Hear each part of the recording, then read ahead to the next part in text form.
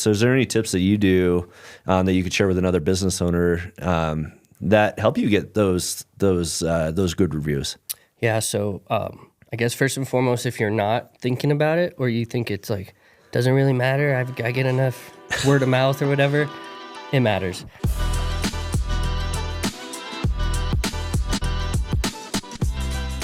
What's up, everybody? This is another episode of Connections That Matter. We have a great guest today, Joe Pucci, Gucci with a P, right? So we said, and he actually just helped me and my family move, and I got connected to Joe through a referral. And I thought it'd be awesome to have a conversation with Joe about, moving into different places, getting referrals, getting settled in. So Joe, real quick, tell us a bit about your business. Yeah, thank you. It's nice to be here. Appreciate you inviting me on.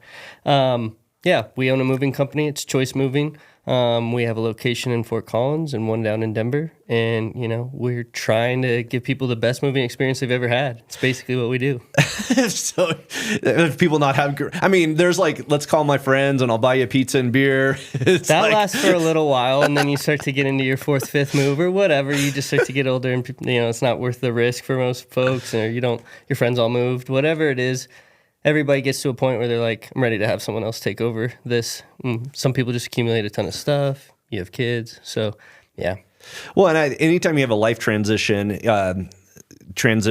where you have a kid, all of a sudden I'm in an apartment, and now I need a house, and so I'm moving. Yep. That's always great referral opportunities, is putting people together around different key situations. So why don't you pick something like a recent move that you had? What were they going through? And then who did you collaborate with on something like that? Sure. Yeah, it happens all the time. We recently had a job down in Denver, and pretty large size and scope on the scale. So it required us to, and they wanted, really a one-stop shop. They just want to deal with one interface. They don't want to deal with a lot of different vendors. So that kind of puts the pressure on you to go outside of sometimes what your capabilities are, but to bring in other folks who are capable and, kind of make all those connections. So we had to have, people for freight, because they had certain things that weren't necessarily like household goods. It was more like that should be on a freight. We had to get flatbeds and hot shot type stuff, because again, it's got to be loaded on. So like things in the patio and art. We needed craters, because again, we do all kinds of moving and preparation, but we don't have like an in-house team building crates. So we needed a contract one. So a lot in that format. And then similarly, the interaction with the client, it's quite a bit when we're doing an in-home walkthrough, when we're reaching out to them for follow-ups and confirmations. And we usually have the chance to get a question about, I'm going to have the house cleaned on a Friday. And we're like, well, do you need a referral for cleaners? We know a lot of great cleaners in town. And, those kind of things. A lot of people hire us because they want a local company. And we're always trying to offer any kind of local services that we know as referral partners, because it tends to be the best fit for those clients. Yeah, well, I think that's a good point. Like, not every move is the same, right? No. Different equipment, different resources, and so how do you find different vendor partners that I wouldn't even know where to find somebody who can build crates, but obviously as a mover, that's your job. Yeah. How do you source those, and then how do you make sure that you have the best people collaborating with you? Sure. Yeah, those are great questions. Trial and error is the real answer. Okay. It comes down to always keeping a network and a pipeline going for hiring, but also for kind of knowing who new vendors are, or contractors, or handyman, or floor guys, or whoever it is in the wheelhouse that you might need the service with, or the partnership or branding or anything like that. And we basically just try to give people a chance. Like, we vet them, we meet them, we kind of get a vibe on whether or not they are providing top level service, look into their reviews and reputation, and then give them a chance and start to kind of put them on some of our jobs, take them under our wing when we need them. And good fit's a good fit, and you start to move forward with people who provide great service and do right by your clients and add value, and that's all we look for.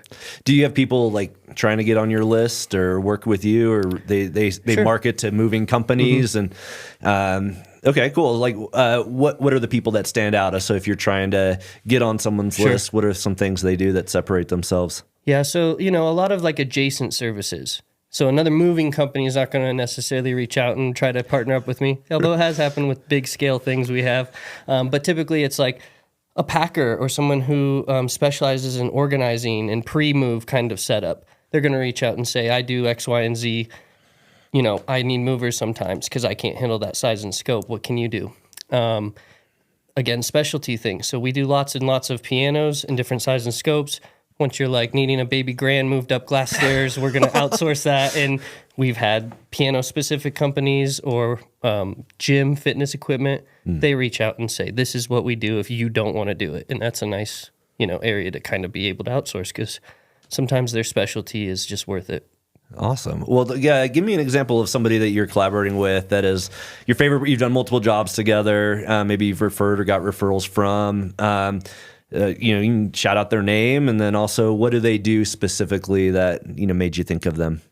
Yeah, so we do have a piano company, a Pro Piano Movers out of Fort Collins, and they're great. We use them when we have overflow or we can't handle the size and scope of the situation. So a lot of our vendors and partners are just really advantageous to us because they see the need that somebody has for movers, and whether it's just like moving a fridge in and out, like the contractors who use us and stuff like that, they're like, we're doing hardwood floors. One of our handyman in town is Tiger Oaks Craftsman, and he's awesome. He does great work. We refer him when we, cause a nick or a ding or a bing. He comes up and helps clean up our mess. But more so, he's in people's homes all the time, and they might be having a handyman in there getting stuff ready before moving. So then he's, in a nice trustworthy position to say, you should call these guys. They might help you out. They'll come out and give you a great quote and that kind of thing. So there's all kinds of different partners and vendors. It's like anybody who's dealing with a client and they know that they're going to be coming up with a move or having to deal with movement of some heavy stuff. So awesome. Sounds vague because it is, but it touch points a lot of different people in a lot of different realms. Well, as a local company, what are you seeing in Northern Colorado? Where are people moving from? Where are they moving to? What is, what's in right now? Yeah, it's been a lot of changes the last couple of years. Sure. So it's been a lot of different kind of demographic changes. But what we're still seeing is a lot of people wanting to just get some affordability. And so it's kind of migrations from the denser populated cities in urban centers to kind of the suburbs of that, or where there's still, a little more land to expand. You get a little bit more house, you're in a newer build, those kind of things. We're still seeing a lot of that. We're seeing a pretty good amount of people leaving the Denver metro area for those kind of adjacent suburbs. So yeah, kind of all over trends. Still a lot of, there was a period right after COVID where we saw a very large increase in like divorce and split ups and stuff like that. Sure. It was like a kind of this is a weird uptick. That has since kind of tapered back to normal. And it's, again, just a lot of people renting and they're switching, at the end of months or whatever. And then we're starting to kind of see people wanting to buy again and get back into selling and buying their house again. Because, last 2 summers, which is our busy season, they just haven't performed as well in the overall housing market as everybody attached to it would have preferred. So we're hoping for a rebound this year. Yeah, well, I think I'm, as a real estate investor, markets come and go. It's interesting the difference between like COVID and then now, and different building and different things. Has there ever been something that you're like, I can't move that, or that's yeah, that's a stairway I can't get up. Like that won't make. You're gonna just leave that in the house. Like yeah, absolutely. It's amazing how much amnesia is out there with folks when they go, I don't remember if that was built in here or if it was brought in here. And typically, if they can't remember, it was built in there. So we do get a lot of things where you're like in the home or in the basement, and you're like, how'd they get this in here? They don't know. And we go, I'm pretty sure this whole thing needs to come apart before this can, make it through your stairway or whatever. And then, you just get interesting stuff sometimes, like gigantic cement sculptures or marble. And you're like, pretty sure we need a crane for that. And again, it's where you need to know some other people if you're going to try to get a job like that to kind of partner up on it and let them know. And, we're transparent. We're not trying to like let them like that, it'll be our team. We're like, I'm going to hire out a guy for that specifically. And we're going to focus on our bread and butter and wheelhouse. And just, again, they just want to make it as simplified of a process as possible. And like, give me all my quotes in one, nice simplified way to look at it and know what I'm getting into. For sure. So, there's only so many moves that happen in Northern Colorado, and you're not the only moving company. So different marketing techniques that you're using that are working well, but also like I found you through a referral, through a real estate agent. What relationships are you trying to foster so that Choice Moving gets those deals? Yeah. Well, shout out to our mailers, AI Moving Letters, because they're our best performing like marketing source for leads.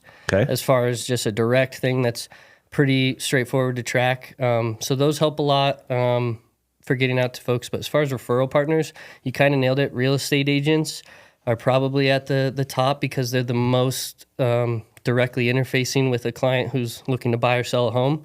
So they have a lot of influence on people, and you know, people tend to kind of, again, lean on their real estate agent to help them organize all these vendors and people that are going to already be dealing with them in their house and stuff. And so, we lean on them. We lean on loan officers and mortgage companies and title and that kind of thing, because anybody associated with that transaction is going to have a touch point to say, well, here's a card for somebody if you need a mover.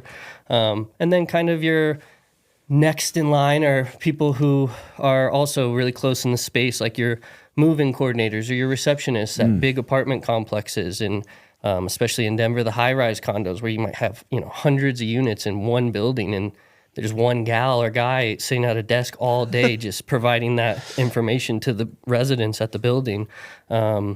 Property managers, storage facility owners who, you know, maybe they have a couple of different storage facilities or whatever. It's people moving in and out of storage, usually need a truck and people to get them in and out of storage. So, basically anybody who's kind of in a situation where they're like, yeah, we deal with a lot of people who could use your service. Sure. We try to find them. We try to get in front of them. Yeah, well, I imagine you make them look good, especially as a professional. Things happen quick. They happen well. Like there's not a lot of surprises that do there. And I know your team was great with the communication and the care that they took with my stuff. But in a referral, it is a real estate agent who's recommending the client. You talk with the client. Talk to me about the communication that you do around a deal or a move that is not just the client, but also the referral partner. What is that back and forth between the referral generator and the client? Yeah, so we usually try to, you know, keep our referral partners kind of in the loop a little bit. It kind of depends on the level of, you know, like referral partner. Are they someone that's always sending or whatever? Because we have as far in our system as like an affiliate portal where people who are prolific referral partners, they're able to basically just send somebody someone's information to us right into our system, knowing like they're going to get a quote next thing. So it even alleviates that step for the client, for their client. They're like, I'll send it to my movers and get the process rolling for you. But yeah, we try to, you know, recognize that this person sent us this information, try to keep them in the loop that like we're reaching out and we're on top of it. Thanks so much. And then even a follow up once we kind of know how the service went with the client, which again, when they come from referral partners, like we're bending over backwards to make sure it went well. Even if it didn't go well, we're making sure it goes well. We're smoothing it over, whatever happens. And 98% of the time, they go great anyways because we're trying our best to deliver top-notch service. Moving is moving, so if there's an issue or whatever, we're going to make it right. Yeah, so then that feedback usually from the client to the referral partner is, thanks so much, X, Y, and Z added value, your movers were great. And then we try to kind of come back in once we know that that's been established and say, hey, we moved the Pauls. They were wonderful folks. Thanks again for that referral partner, you know, and then it's kind of a nice feedback loop for everyone that goes, people who I sent, we're actually booked with them. They did a great job. Clients are happy. Movers were happy. And we kind of just keep that going. Well, I look at your Google reviews and you have so many 5-star reviews and people are writing these like love stories about what you did. And I know that is not by accident. That is very intentional to not only do a great job, but to have somebody share their experience. You know, some business owners do a great job, but they don't get the reviews. They don't actually have people that are willing to take some time out of their day to post that. So is there any tips that you do that you could share with another business owner that help you get those good reviews? Yeah, so I guess first and foremost, if you're not thinking about it or you think it's like, doesn't really matter, I get enough word of mouth or whatever, it matters. We all have to appease the algorithms and we all have to kind of understand Google controls how your search comes up. And so, yeah, once we really recognize that, then we just built into our process, if we're already delivering 5-star service, why aren't we capturing that from clients? And so we, you know, went a step further than that. We incentivize it throughout our team. Our guys get bonuses for getting great reviews. They get bonuses for personally being mentioned. All those little touch points that are going to build rapport when they're on the job, so that they're kind of from the beginning knowing that, like, hey, the customer service we're providing is going to get us that 5-star review. That 5-star review is going to get us a bonus. And it's all a positive feedback loop that we just keep reinforcing, because being a smaller moving company, we can't just compete on volume and say, who cares if we've delivered a few bad experiences, we'll drown it out in all the hundreds of others we're about to have next week. Everyone matters to us. We want raving fans from every experience, and we're proud of all those 5-star reviews. And it's easy to have 2,000 and be at a 4.9, but still have 100 1-stars. We don't have any 1-stars that are legitimate. So, it's a difficult space, and that's where we're trying to be competitive in reputation, and we take reputation management seriously. And I would recommend that everybody have a way to a pitch to ask for it politely in person, a process to follow up with an email and a text request, and drive them to GMB pages. Don't focus on the millions of other ways you can get reviews to different independent sites or Yelps or Facebook or whatever. If you already have a great GMB page and you want to build up those other authorities, that's important. I wouldn't say don't, but I'd say focus on GMB first and get above 500. So is it something you teach? Like, how did you build your process? I mean, was it just something you did from the beginning of your company? No. Okay. We're going on our 10th year, and we would be a lot further along if I would have been doing what we've been doing the last 3 years from the beginning. But, started at 23 and life's a learning curve. So I had to put in my time doing things the wrong way for a little while before I started to figure out what I needed to do right. And it's just kind of once you recognize the significance of it and you see the difference in what having 100 reviews at a 5-star rating looks like versus having 300 versus 500, and the authority and credibility that search engines start to give you and different things like that. And also, at the end of the day, it is the most powerful thing that a potential client who calls us will say, always. Mm-hmm. I looked up your reviews, and not just, I saw you had X amount, or I saw it was a 5.0. They always get into the details. Mm-hmm. Like, I read 6 of them, and I couldn't believe what people had to say, and they mentioned your guys, and they mentioned you as the owner, whatever it is. It's, very detailed, so they get this real credible source of they're an authentic real company, because no one wants to deal with spam. No one wants to deal with something that feels polished or fake, and then when the movers show up, it's not what you were expecting. And that's the industry that we work in and the reputation we're aware of that it has. And it's not necessarily a horrible thing for us, because it's really easy then to set the bar high by just delivering your branding, and showing up and giving 5-star service. Well, how do you, so, I mean, obviously I can look at you now and it's impressive, but there was that point where you're like, oh, I wish I would have been doing this earlier. You start and there's other moving companies with a lot more reviews or bigger. What was that kind of that grind to get to where you are now? And any advice do you have that someone might have imposter syndrome, or I'm too new, or everybody else is so much further ahead than myself, to make that decision to go into that? Yeah, definitely. So part of what was really helpful was being able to kind of get a higher level look at where I wanted to go and what I was doing. Because when you're just at the beginning and you're looking a month out is your furthest forecasting, you're kind of just on the treadmill doing everything, wearing all the hats. It's really hard to get your head above the grass and see what's going on. Once I got off the trucks and I really started to just hire guys and focus on what I should be doing to grow the business and scale things, we started doing much, much better. Then once I started to find middle management who could do things that I wasn't as good at, and they were much better at it, and I just gave them the autonomy to flourish, we started to do much better. And those are all factors that require little staircase scaling to it. It's not it doesn't happen right away. You won't find the next middle management right away. Yeah. You won't train them right away perfectly. They all take time, but as long as you kind of see where your goal is and you start making little inches towards it, you'll, improve. Was it tough giving up those hats? I mean, if you're used to doing it, nobody is as passionate about your business as you are, right? So, I mean, you might do a certain level of care, and then you're hiring somebody who's new and allowing them to be a beginner. But how did you give yourself the freedom to step away or to hire or to work on the business, not in the business? It's two things. I started to have a family, so I had little kids and a wife at home that needed my help and stuff like that. So it was by necessity to kind of not be fully on the grind all the time with everything. It's like, how do I get more on the office back end side of things? And then just like killing your ego.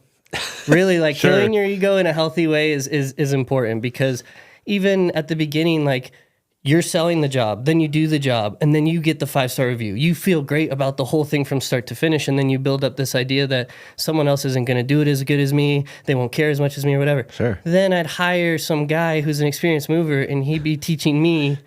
He's under me, and he's teaching me how to wrap better and how to be more efficient with rubber bands, and I'm going, oh, so maybe my 6 years in the industry right now isn't as like much experience as I thought versus this guy who's teaching me right now, so you start to actually recognize people who are more efficient or proficient at a certain thing, and either learn from them or let them, have the space to own that role. And those kind of things have really helped. And then like anything else, like get a good mentor or at least a good benchmark, because the first few years I was just floating around in my land, like, here's where I know I was and where I'm going. Great, I did a little better. That's good enough. But until you really know, like, well, who are other owners just like me who are my competition, or who are other owners just like me in other areas or realms or states, or how are people going from 500 to a million to 1.5 to 2, all the little bottlenecks of, you really, knowledge is power. It's corny, but like get out there and learn as much as you can from as many people who are in a situation that you look at and go, I'd like to be there, because that's the only really way to figure out how to get to it. If you do it on your own, it'll take forever. No doubt. And I think like building connections and alliances will allow you to get to the next level, will allow you to scale. So what's the goal? What's the 5-year goal, I guess? 5-year goal, possibly another location. We've got the 2, but that's how we want to keep growing, kind of that satellite location to provide the locality to keep us competitive. And yeah, just keep adding more trucks, keep adding more guys. That's really what we want to do. We don't want to franchise. We don't want to be bought and sold by some bigger moving company. We just want to continue to do our thing and find find our expansion point, reach it, and then look for a new territory where it's like we can be competitive here. It's got a relatively low bar of entry, and I think we've got the right setup to service this community, and then kind of just get in and replicate the process. I think the more we do the process, better it is to, it's getting more and more honed in, and it's easier to replicate in a new space. So, well, moving is such a physical job too, right? I mean, we talked about the people aspect of it, and homeowners. But I was, trying to stay out of your guys' way, picking up some things, but mostly just trying to stay out of their way. But I was worn out by the end of the day. How do you do it day after day after day and still have that good attitude where you can put on that, that customer service hat? Yeah, it's a challenge. I mean, it's physically intense, and some days can be long, and some jobs can be more than what you expected, or the logistics can change, because, you might be quoting a job 3 or 4 weeks before the actual home gets sold, or before the folks have to deal with the moving situation. And there's a lot of that, like,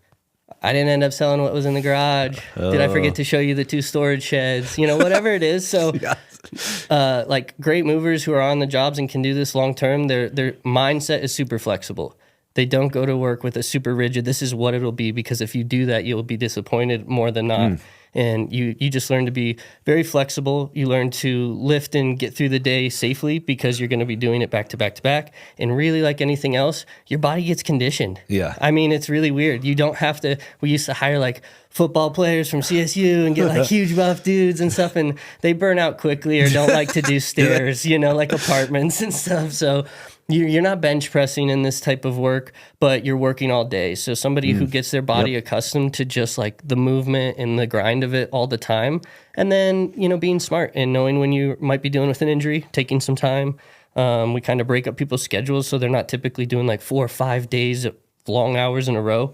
It's like throw them on a Wednesday of just doing 2-hour delivery or something like that, or give them a, middle of the week break, stuff like that. So we try really hard with scheduling to give guys the efficiencies they need within their schedule to get the hours they want, but also to not burn out, because that's an issue. And if I start noticing guys having that, more guys getting injured, more guys kind of burning out at requesting time off, that's a trigger sign for hiring. Yeah. And that's, we're always projecting out 2 weeks in advance hiring, and always continually hiring, basically. Like, it never really stops. It's always on, and we're always willing to bring in somebody and interview them. And if they're a right fit, like, figure out how to get them into the schedule, because there's just so much turnover and ebb and flow in the seasonality and in like the peak timings of like the 25th through the 5th get slammed regardless of the month typically. But then you might have, you know, a week-long period in the middle of January where you're like, I don't have any moves for a couple of days, guys. This is, you know, so dealing with that with scheduling and with crews and stuff is a challenge. The answer we've found is to just be very proactive and keep that hiring ad always running, keep good guys retained, and weed out bad guys as soon as you can. Sure. Bad guys. No, I mean, not everybody's the right underperformers, or some guys come in and are good for the first week, and then personal life stuff brings their attitude down or whatever. And it's definitely a job where, like, in the morning when the guys are there, you're trying to, like, have them be pumped up, have them know what to expect, and get them ready for the mindset of the day. Because, like you said, it's a uncomfortable job to be in a bad mood. Right. Having to lift physical stuff all day, you know, sometimes in a difficult situation, whether it's in winter and it's snowing, or it's in summer and it's 100 degrees. So it's a full spectrum. Awesome. Well, I imagine there's gonna be a lot of people watching this episode, and they're like, "Man, I want to connect with Joe." I mean, great advice, vision, and want to scale. And we on this platform give you an opportunity to ask for some connections. So, what are some additional connections that you're looking for? Any Northern Colorado business owners, any industry specifically that you would love introductions to? Yeah, I mean, I'm always willing to meet and connect with almost about anyone, because I don't mind if they're trying to pick my brain for their own growth, and I particularly like when they have insight that I can pick their brain and it helps contribute to my overall growth. If it's mutually beneficial, that's a great meeting, you know. And typically that's what I find is meeting with other like-minded owners. It helps to meet with people kind of at your scale or above it if you're trying to get insight. It also helps to meet with people below you, because that's a nice place to be able to lend some value and drop some knowledge that they might not have acquired yet. So without keeping it way too generalized, you know, that's kind of it. I like just meeting with other small entrepreneurs. I'm getting more to a place where the idea of entrepreneurs who have numerous businesses is interesting to me, because that's what I'm finding is a difficult task. You're trying to manage things in other realms, and you're trying to budget time in a different capacity than you're used to. And talk about wearing different hats when they're, you know, similar ownership hats, but they're of different businesses and different types of industries. And it can kind of be overwhelming. So to talk with people who have done that and managed that space and can kind of control that a little bit easier would be nice. So, I don't know. No, I mean, there's a lot of people that want to, you know, they want to talk to people that are moving. We talk about key situations and how that transitions into, there's a lot of people that help. So like having a kid might transition into a move, or getting married might transition into a move, or selling a business might transition into a move. So if you have a business that is also working on those key situations and you want to reach out to Joe, I would absolutely encourage you to do that. Joe, how can people get a hold of you and reach out to you? Or how can they schedule their next move? Yeah, so go check out our website is probably the best way. It provides all the information you're going to need about questions pertaining to moving or how we do things or whatever. That contact us form is going to go straight to us for a query. You know, I'm pretty sure that's how you did. You called me and filled out that. So, but yeah, at the end of the day, you can always just check out our website at choicemovingcompany.com and kind of look out what you need to, look through what you need to there. And then when you're feeling like you're ready to, you know, get some more information, reach out to us almost any way possible. We prefer to kind of have our on-site guys go out and do a walkthrough. You get the best size and scope details. It's real easy to get. And again, that volume game where you're just operating on numbers or cold calling and just kind of trying to provide cheap quotes over the phone. But we think it's a recipe for disaster, inevitably. Sure. So we kind of flip that script on its head and go with a much more customer service-based approach that also lends itself to just being a lot more accurate. Just like get in their house, build the rapport, actually see everything, document everything, then go back to the office and provide them with a real stellar quote, or if possible, just, you know, on site. It just kind of depends on the overall, because there's some parameters where you're like, I need an hour to look at the weight of this and how many guys and stuff. So, but yeah, I mean, that's pretty much it. Awesome, Joe. Well, thanks so much for being on the show. This is a great episode. So Joe with Choice Moving Company, and that's a wrap, Joe. Appreciate it. Yeah, thanks for having me. It was a lot of fun. Awesome.